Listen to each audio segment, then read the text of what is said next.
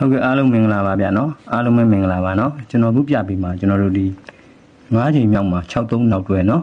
တနေ့2 3 4 5ချိန်မြောက်မှာနော်ဒီ9ချိန်မြောက်မှာ63နောက်တွဲကြာတာနော်63နောက်တွဲကြာတယ်ကြာပြီးရတယ်သူ့အောက်မှာ10ခါထိုင်နော်10ခါပုံလေးအဲ့တော့638ဆိုပြီးတော့ခွေတာပေါ့သုံးလုံးနော်63နောက်တွဲကြာတယ်အဲ့မှာထိကြာတဲ့အချိန်မှာထိပ်သီးနှလုံးက17နဲ့နော်ထိပ်နှလုံးထောင်းပေါင်းခြင်းက4ခွန်17နဲ့63နောက်တွဲကြတယ်ပြီးသူ့အောင်မှာ3ပါဝါ10ခါပုံတယ်နော်ဒါပထမက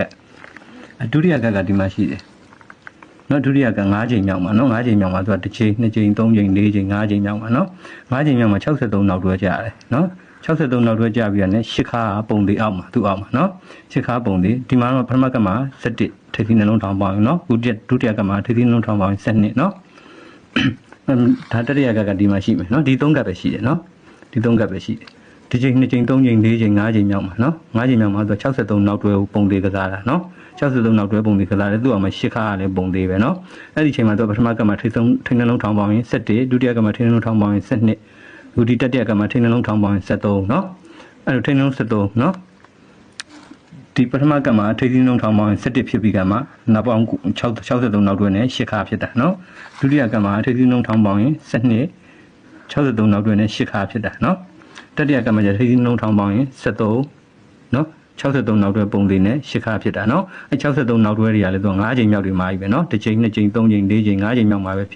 နော်အဲ့တော့ဇာတ်တစ်ချက်လုံးမှာကလင်နာတစ်ရက်လုံးမှာနော်ဒီ63နောက်တွဲ5ချိန်မြောက်မှာထွက်တာဒီ3ကပ်ပဲရှိတယ်နော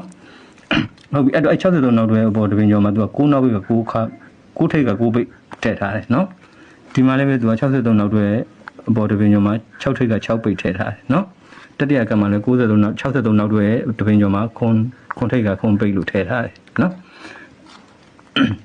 ်အဲ့လိုထည့်ထားပြီးတော့သူကနောက်နေ့မှာသူကဘာလုပ်လဲဆိုတော့ဒီ3လုံးကိုတဲ့15ဒီတစ်ခါနဲ့ရှေးပေါင်းလေးနဲ့နော်တစ်ခါနဲ့ရှေးပေါင်းလေးနဲ့ကို15လုပ်တဲ့ပုံသေးနော်ဒီမှာလည်းပဲသူကထိပ်ကနောက်ကိုထွက်ပြီးလို့ရှိရင်ဒီနှစ်ခါနဲ့ဒီရှေးပေါင်း3နဲ့ကို15ပုံသေးလုပ်တယ်နော်ဒီတတိယကမှဒီခွန်ထိပ်ကခွန်ပိတ်လို့ကစားပြီးပြီနော်အဲ့လိုကစားပြီးရတယ်ပြိုင်တယ်သူကဒီခွန်ခါနဲ့ရှေးပေါင်း8နဲ့ကို15ပုံလေးကစားခဲ့တာနော်ဟုတ်ပြီအဲ့တော့ဒီမှာ15ပုံလေးကစားတဲ့အချိန်မှာသူကဒီနောက်ပေါင်း1နဲ့1 3ညနောက်ပေါင်း1နဲ့10ခါနဲ့ကို9နော်ဒုတိယကမှာဒီလို15ထည့်တဲ့အချိန်မှာ2 3နောက်တွဲနဲ့ဒီ9ခါနဲ့ကို3ညပထမကမှာ9ဒုတိယကမှာနောက်ဒီနောက်တွဲ2 3ကနောက်ပေါင်းချင်း9နဲ့ဒီ9ခါနဲ့3ညနော်အခုတတိယကမှာ1လာမှာပေါ့နော်တတိယကကြတော့နောက်ပေါင်း9နဲ့နော်ခုနှစ်ကနောက်ပေါင်း9နဲ့ဒီနှစ်ခါနဲ့ကို1လာတယ်ဒီလိုက15လာမယ်ဒီလိုကပထမကမှာ9ဒုတိယကမှာ3ညအခုတတိယကမှာ1လို့လာတယ်နော်ဟုတ်ပြီနော်အဲ့လိုခင်းပြီးရတယ်သူဘာတွေကစားလဲဆိုတော့ဒီ63နောက်တွဲရတဲ့နော်63နောက်တွဲဒီ6ဖြစ်တဲ့အတွက်သူ့ရဲ့ရင်ဆိုင်ဘေးကရဲ့နှစ်မှာ6ဘရိတ်ကစားတယ်နော်6ဘရိတ်ကစားဒုတိယကမှလည်းအဲ့တိုင်းပဲ63နောက်တွဲဒီတဲ့6ဖြစ်တဲ့အတွက်ပေါင်းချင်း6ဖြစ်တဲ့အတွက်သူ့ဘေးမှာရင်ဆိုင်ကရဲ့ဘေးမှာဘရိတ်ကိုပုံလေးကစားတယ်နော်အခုတတိယကမှလည်းသူအဲ့တိုင်းပဲကစားတယ်နော်63နောက်တွဲဒီတဲ့ပေါင်းချင်း6ဖြစ်တဲ့အတွက်တဲ့အခုသူ့ရဲ့ဘေးရင်ဆိုင်ကရဲ့မှာဘရိတ်ကိုသူကကစားခဲ့နော်ပြီးခဲ့တဲ့ဘက်ကကျွန်တော်တို့ကဘရိတ်ကိုစိုက်တင်ပေးတယ်နော်စိုက်တင်ပေးခဲ့တယ်ဒီစိုက်လဲပါတယ်ဘရိတ်ကိုကနော်ဒါပေမဲ့ကနန်းကတော့မပါဘူးနော်ကနန်းမွေးကနန်းနဲ့ရပဲဒက်ဆိုကတည်းကပဲထွက်သွားတာနော်ဟုတ်ပြီအားလုံးကြည့်မယ်နော်ထပ်ပြီးတော့အဲ့လိုကိုလိုကစားပြီးတာနဲ့ဒီ63ကိုပါတဲ့ဘရိတ်ကိုဖြစ်တယ်ဖြစ်ပြီးတာနဲ့သူ့အောင်မှာထွက်မဲ့ကနန်းနော်ဒီကနန်းအဲ့ကနန်းဒီတဲ့သူကဒီ63နောက်တွေက3နောက်ပိတ်က3နောက်ပိတ်ပဲပြန်ဆင်းတာဒီကိုနော်ဒီ3က3ပဲဆင်းတာ3နောက်ပိတ်နော်ကျွန်တော်ဟိုပထမ site 1မှာလည်းပြောခဲ့တယ်3နောက်ပိတ်လို့နော်3နောက်ပိတ်တေချာတဲ့လောက်ရှိတယ်ဆိုတာဒီ site လည်းပါတယ်နော်63နောက်တွေည3နောက်ပိတ်က3နောက်ပိတ်ပြန်ဆင်းတယ်နော်ဒုတိယကမှလည်းအဲ့တိုင်းပဲဒီ63နောက်တွေက3နောက်ပိတ်ကအခုဒီပွဲမှာ3နောက်ပိတ်ပြန်ဆင်းတယ်နော်ဒါဆိုတတိယကမှလည်းပဲသူကဒီ63နောက်တွေက3ကဒီပွဲစဉ်ကိုကျွန်တော်တို့က3နောက်ပိတ်ပိတ်ချင်တာနော်3နောက်ပိတ်ချင်တာဒီပွဲကိုနော်3နောက်ပိတ်ကစားချင်တာဟုတ်ပြီအဲ့ဒါဆိုရင်ねသူကဒီ3က3နောက်ပိတ်တယ်ပိတ်လိုက်တဲ့အချိန်မှာသူကဒီ8ကိုတဲ့နော်3ဒီ3က3ပိတ်လိုက်တဲ့အချိန်မှာအဲ့3ကပါ8ထောက်ထားတာ8ခါနော်အဲ့ဒီ8ကိုတဲ့ဒီ break နှစ်ခု sorry break နှစ်ခုအောင်ဖြစ်တယ်3နောက်ပိတ်က6ထိပ်ကဒီ8ခါကိုတဲ့3နောက်ပိတ်က6ထိပ်ကဒီ6ထိပ်က8လို့ပြန်ကစားတာသူကနော်8လို့ပြန်ကစားတယ်အဲ့ဒီအချိန်မှာဒီအပေါ်က9 6နဲ့ဒီ56နဲ့အဲ့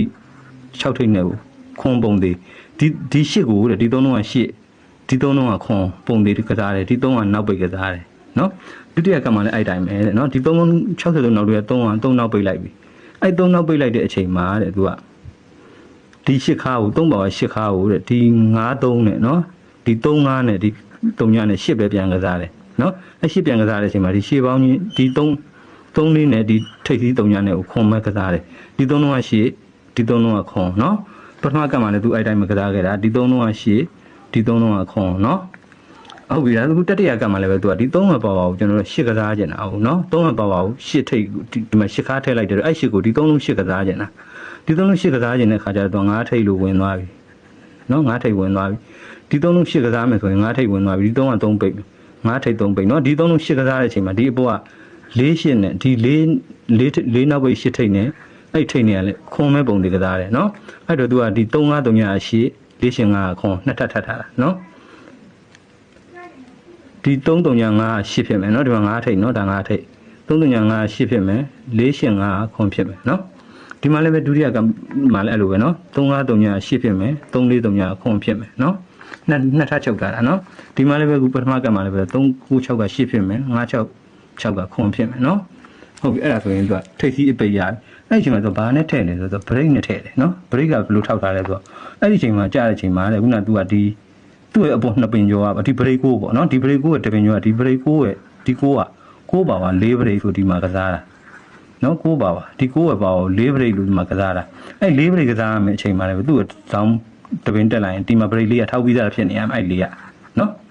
ဒီ6ပါဝါဘရိတ်လေးကြမှာချိန်မှာအဲ့ဒီဘရိတ်လေးဒီသူ့ဇောင်းမှာသူ့ဇောင်းတပင်ကျော်တစ်နှစ်ကျော်မှာထောက်ပြီးသားဖြစ်နေရမယ်ဒီဘရိတ်လေးကဒီမှာလာထောက်ပြီးသားဖြစ်နေရမယ်နော်ဟုတ်ပြီဒုတိယကမှလည်းအဲ့တိုင်းနော်ဒုတိယကမှလည်းဒီ63နောက်တွေကြောင့်ဒီ3ကသူကဒီ3က3နောက်ပိတ်ပြီ3က3နောက်ပိတ်လိုက်တဲ့ချိန်မှာဒီ8ကိုတဲ့ဒီ3လုံး8နော်ဒီ3လုံးကခွန်အဲ့တော့ထိတ်နေအပိတ်နဲ့ရပြီအဲ့ဒီချိန်မှာဘရိတ်ကသူ့ရဲ့ဒီဘရိတ်ကိုရဲ့တပင်ကျော်က9ဒီဘရိတ်9ရဲ့ပါဝါတဲ့3ညဘရိတ်ပါတဲ့နော်ဒီဘရိတ်9ရဲ့ပါဝါ3ညဘရိတ်အဲ့3ညဘရိတ်သူ့ရဲ့ဘယ်ဘက်ပေါ်တောင်းတစ်နှစ်ကျော်လိုက်ရင်အဲ့3ညဘရိတ်ကထောက်ပြီးသားဖြစ်နေရမယ်ဒီ3ညဘရိတ်ဒီ3ညဘရိတ်လို့ထောက်ထားရမယ်နော်ဒါဒုတိယကနော်ဟုတ်အဲ့ဒါဆိုရင်တတိယကမှလည်းသူဒီတိုင်းမှာကစားခဲ့တာနော်ဒီ63နောက်တွေကဒီမှာသူရင်ဆိုင်ကြရမှာဘရိတ်ကိုကစားလိုက်ပြီကစားပြီးတော့အဲ့3နောက်ပိတ်က3နောက်ပိတ်သူကကြာပေးရမယ်အဲ့ဒီအချိန်မှာဒီ3ဘက်ပေါ်က8ခါဝင်ထားတာအဲ့ရှင်ဝင်ထားတဲ့8ခါကိုဒီ3လုံး8ဖြစ်ရမယ်ဒီ3လုံးကခွန်ဖြစ်ရမယ်ဆို9ထိပ်3ပိတ်ရပြီအဲ့9ထိပ်3ပိတ်ရလိုက်တဲ့အချိန်မှာသူကဘာလုပ်လဲဆိုတော့သူ့ရဲ့ဘရိတ်ကိုရဲ့တပင်ကျော်ကဒီ4ရဲ့ပါဝါဒီဘရိတ်4ရဲ့ပါဝါနော်963ဘရိတ်4ရဲ့ပါဝါကိုဘရိတ်ကိုလို့ဒီမှာရိုက်ပေးရမှာသူကဘရိတ်ကိုနော်အဲ့9ဘရိတ်ဒီတဲ့အဲ့4ရဲ့ပါဝါဘရိတ်ကိုဒီမှာရိုက်ရမယ်အဲ့9ဘရိတ်ဒီသူ့ရဲ့ဘယ်ဘက်ပေါ်ဆောင်တစ်နှစ်ကျော်မှာအဲ့9ဘရိတ်ကထောက်ပြီးသားဖြစ်နေရမယ်နော်ဒီ9က9ဘရိတ်ထောက်ထားရမယ်နော်အဲ့တော့သူက4ရဲ့ပါဝါ9ဖြစ်ရမယ်အဲ့9ဒီ9ထောက်ထားရမယ်2ချက်နော်ဘရိတ်က2ချက်နော်ဘရိတ်9နော်အဲ့တော့9ထိပ်3ဘရိတ်ကိုဘရိတ်9ဆိုတော့913ဆိုတဲ့ကဏ္ဍနော်အဲ့တော့913ဆိုတဲ့ကဏ္ဍတစ်ခုကိုထုတ်ပေးလိုက်တယ်နော်913